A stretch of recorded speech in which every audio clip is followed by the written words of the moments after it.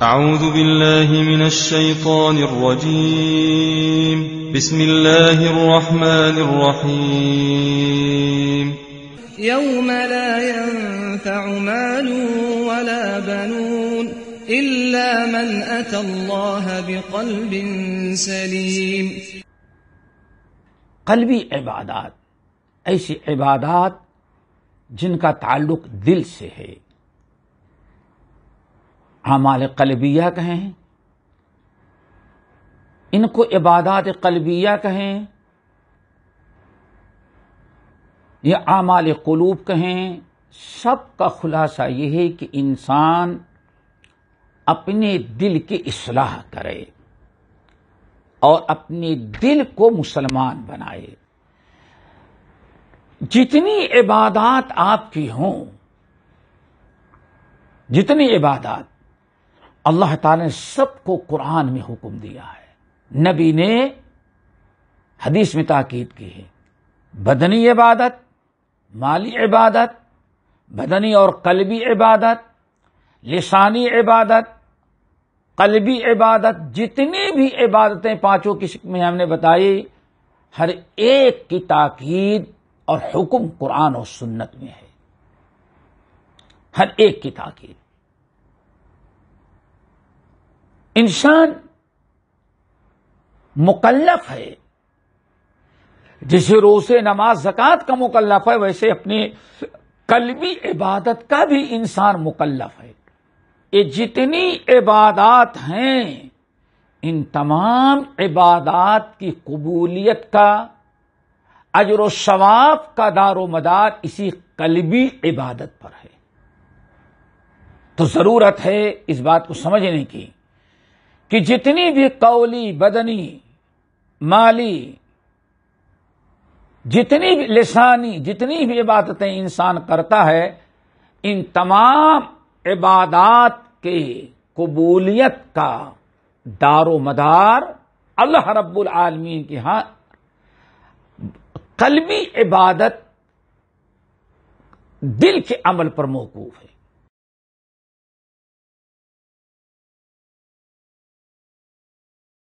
رب العالمین والصلاة والسلام علی اشرف الانبیاء والمرسلین وعلی آلہ واصحابہ اجمعین ومن تبعهم بإحسان الی یوم الدین، اما بعد.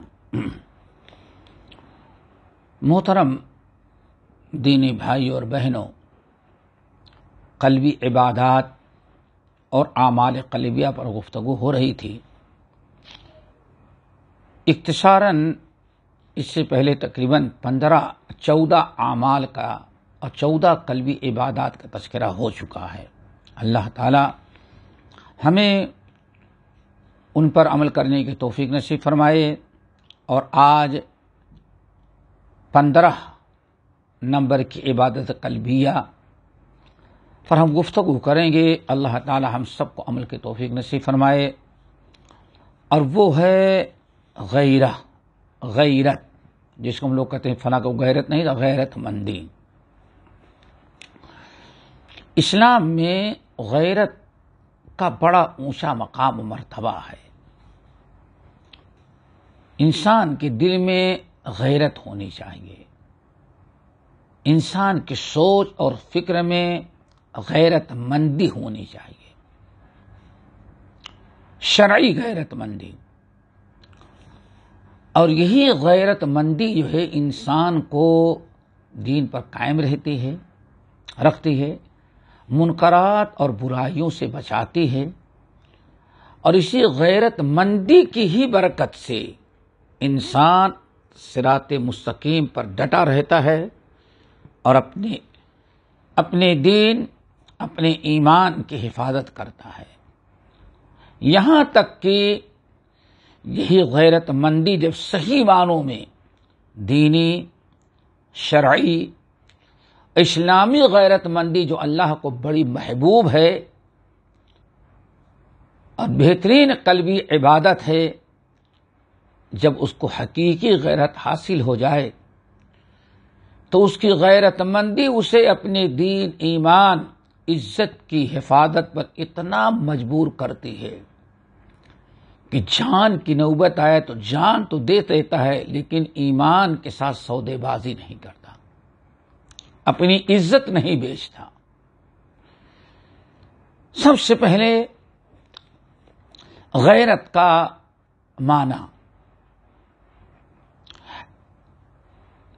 شرعی معنی۔ غیرت کا معنی پہلے آپ یوں سمجھیں کہ انسان اپنے لیے کوئی چیز مخصوص کر لیتا ہے کہ بس یہ ہماری ہے، اس میں کسی کو ہم شریک نہیں کرتے۔ بڑے توجہ اور غور سے غیرت کا معنی سمجھیں گے تبھی بات سمجھ میں آئے گی۔ انسان کلمہ گو اگر اپنے لیے کوئی چیز خاص کر لیا اور اس کی سوچ اور فکر اور ارادہ یہ ہے کہ میری اس چیز میں کسی غیر کی مداخلت نہیں ہم چاہتے، اپنے لیے خاص کر لیا۔ اگر آپ نے یا کسی مومن نے، کسی انسان مرد ہو یا عورت، کسی چیز کو اپنے لیے خاص کر لیا اور یہ ٹھان لیا ہے کہ ہاں اس میں کسی کی مشارکت نہیں ہونی چاہیے، ہماری اکیلی کی ہے، ہمیں اس کے سیاہ سفید کے مالک ہیں، اب اگر کوئی دوسرا اس میں آ کے شریک ہو جائے تو اس وقت آپ کے دل میں جو تبدیلی اور ایک فکر پیدا ہوتی ہے، ناراضگی، غصہ جو آتا ہے کہ میری چیز میں اسے کیسے شامل ہو گیا، اسی چیز کا نام غیرت ہے۔ اگر آپ نے غیرت کا معنی سمجھا تو آگے اس موضوع کا سمجھنا آپ کے لیے بڑا آسان ہو جائے گا۔ اس لیے پھر سمجھیں، جب بھی کوئی چیز، کوئی شخص اپنے لیے خاص کر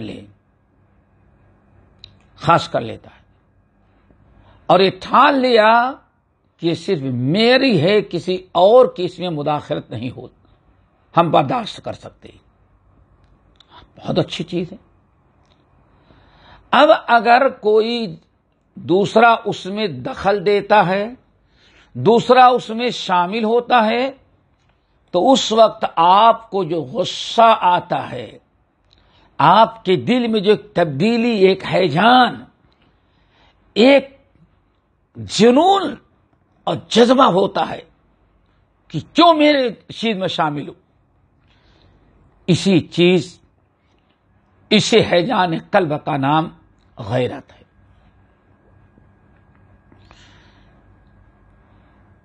غیرت کا معنی آپ نے سمجھ لیا، اور اس کو مثال یوں سمجھنا چاہیں، ایک گھر آپ نے اپنا بنایا ہے، آپ کئی بھائی ہیں یا بڑے دوست احباب ہیں، ایک گھر آپ نے اپنے لیے ایسا مخصوص بنایا، یا اس کو چھوڑیں گھر، آپ نے کوئی جائیداد، پراپرٹی، کوئی کاروبار،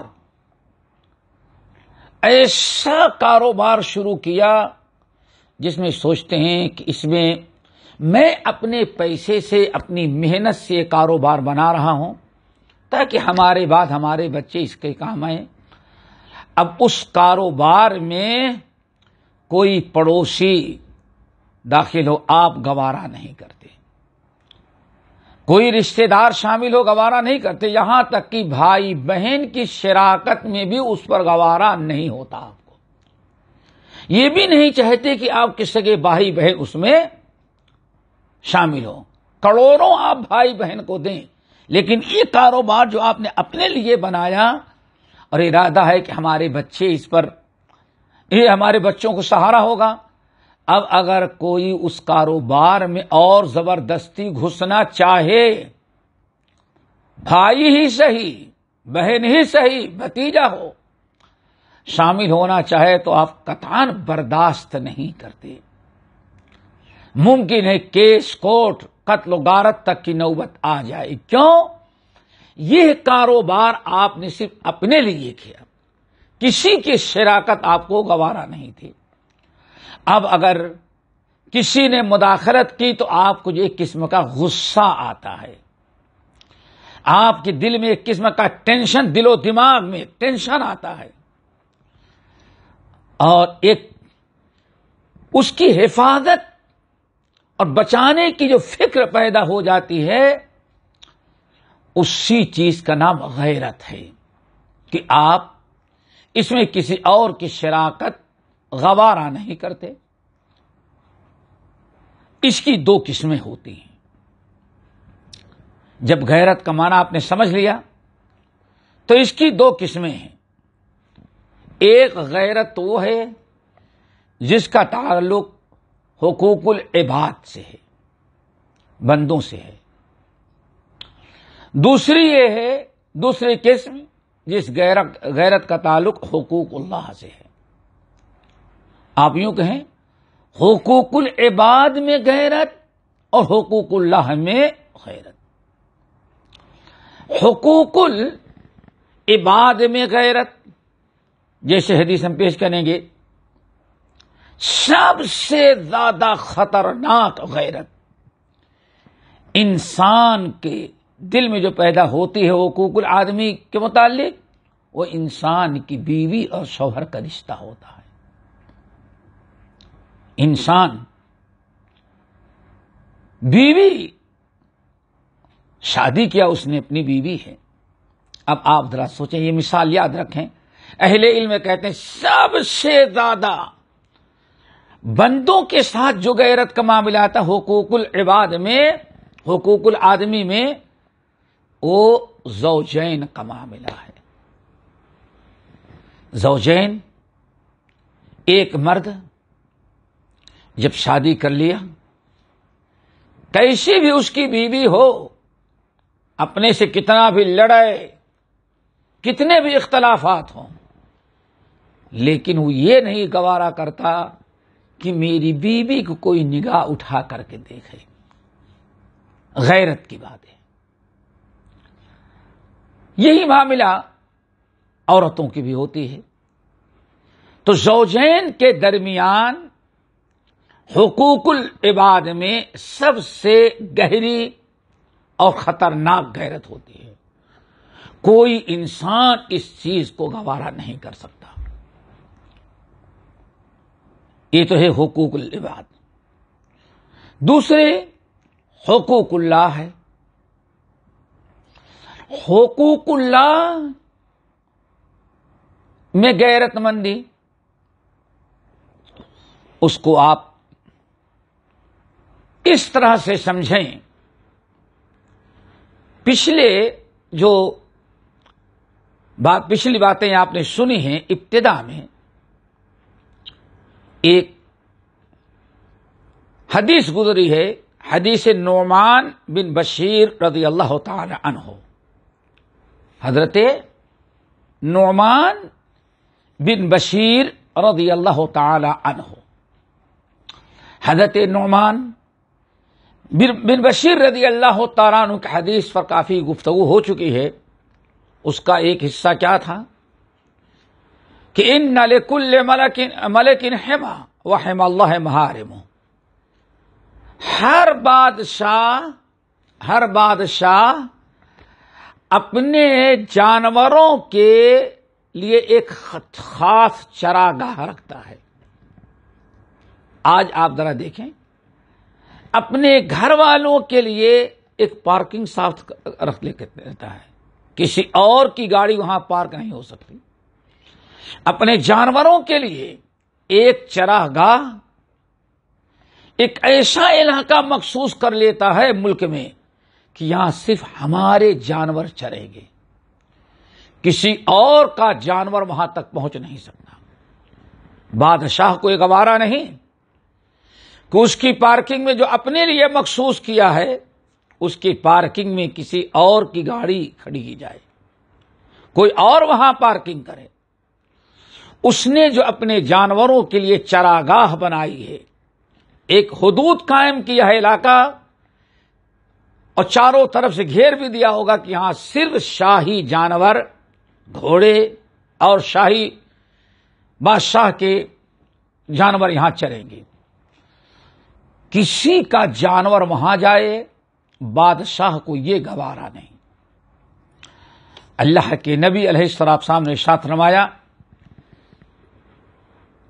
اب یوں سمجھے، اگر کسی کا جانور بادشاہ نے چراگاہ کو اپنے لیے خاص کیا ہے، پورے ملک میں اجازت ہے جہاں چاہو تم لوگ اپنے جانور کو چراؤ، لیکن اپنے لیے جو مخصوص کر لیا ہے، بادشاہ کبھی اس بات کو گوارا نہیں کرتا کہ کسی اور کا جانور وہاں جائے، کسی کا اور جانور وہاں داخل ہو، یہ گوارا نہیں. اب اگر کسی کا جانور وہاں چلا جائے، کچھ لوگ اپنے جانوروں کو وہاں پہنچا دیں، بادشاہ کو جو غصہ آئے گا، بادشاہ کو جو ایک قسم کی فکر پیدا، دکھ پہنچے گا، اور ایک اس کے جذبات ابھر جاتے ہیں کہ میری چراگاہ میں اس نے فلاں نے اپنا جانور کیسے داخل کیا. اسی کو کہتے ہیں کہ بادشاہ کو غیرت آ گئی. اس کو یہ گوارا نہیں کہ ہماری چراگاہ میں کوئی اپنے جانور کو لے کر کے آئے.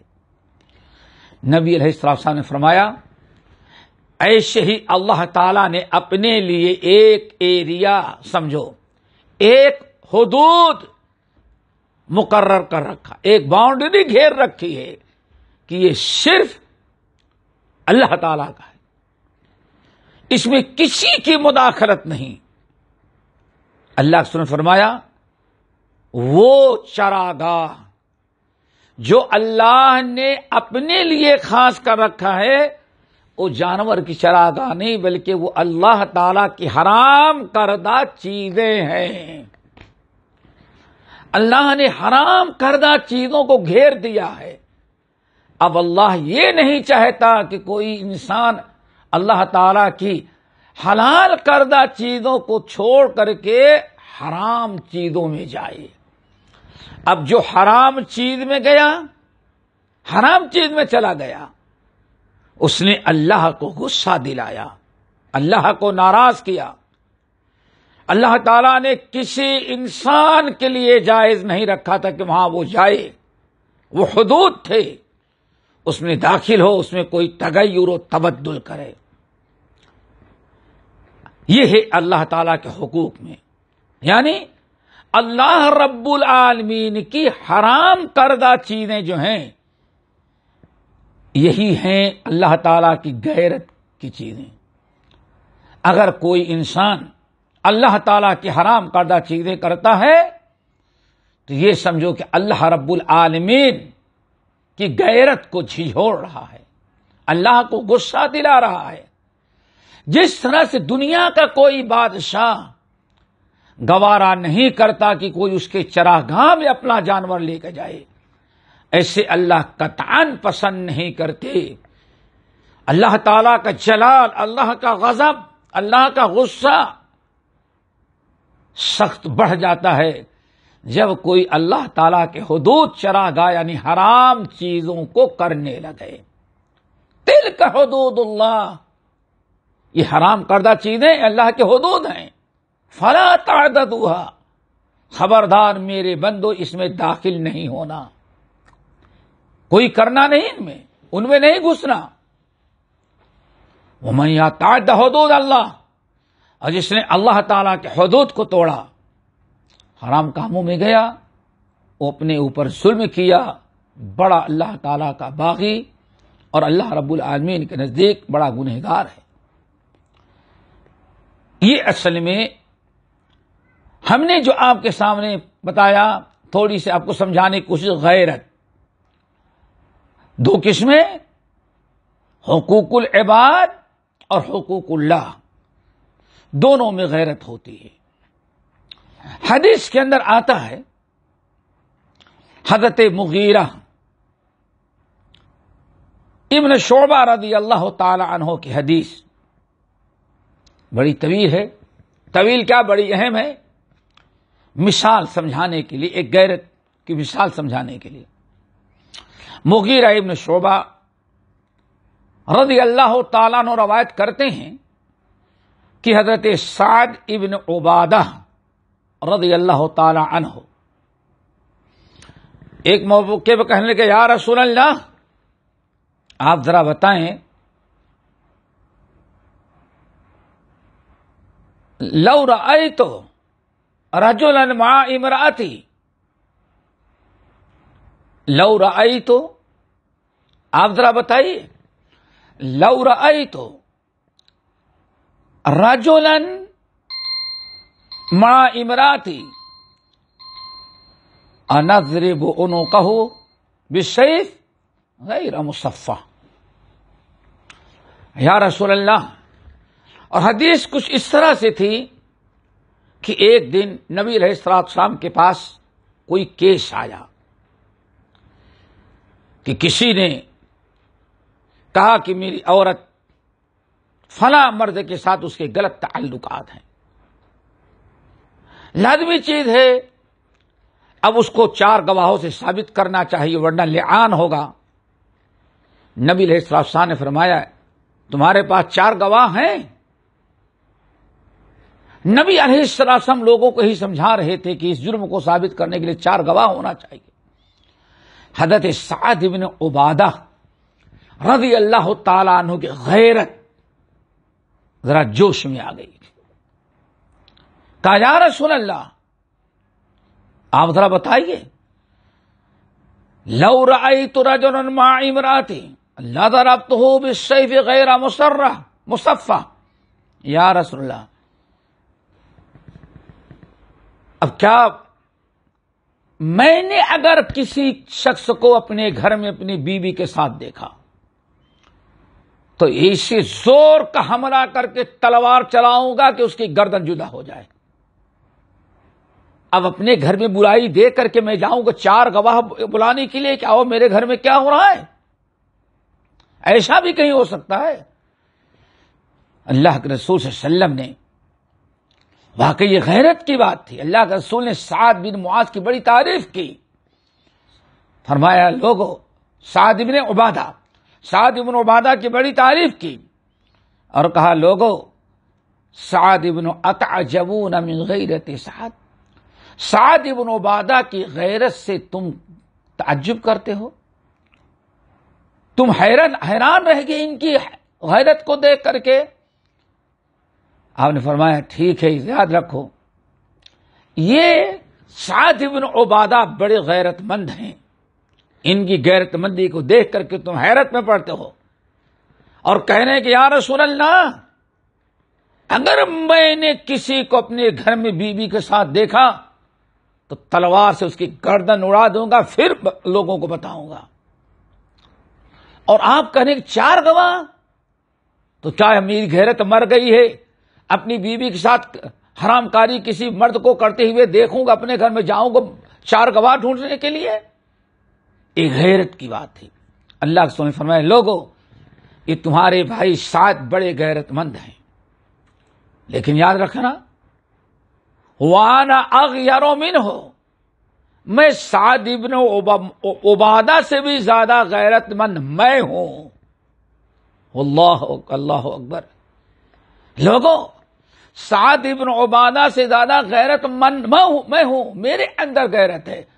واللہ اغیر منی اور ہم سے بھی زیادہ اللہ وحدہ لا شریک غیرت والا ہے. اللہ اکبر.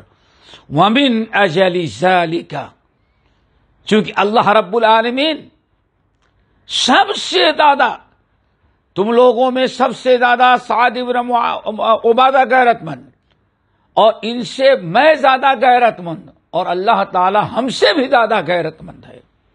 من اجل ذالک اسی لیے تو اللہ تعالی نے حرام کاریوں کو بے حیائی کو حرام قرار دیا ہے. اللہ تعالی ہم سب کو عمل کی توفیق نصیب فرمائے. باقی اس حدیث کی تکمیل اگلے پروگرام میں ہم رکھیں گے. اقول قولی ھذا واستغفر اللہ من کل ذنب واتوب الیہ. ہمارے چینل کو سبسکرائب کیجیے اور بیل آئیکن کو دبانا نہ بھولیں تاکہ آپ کو نئی ویڈیو برابر ملتی رہیں. لائک اور شیئر کرنا نہ بھولیے.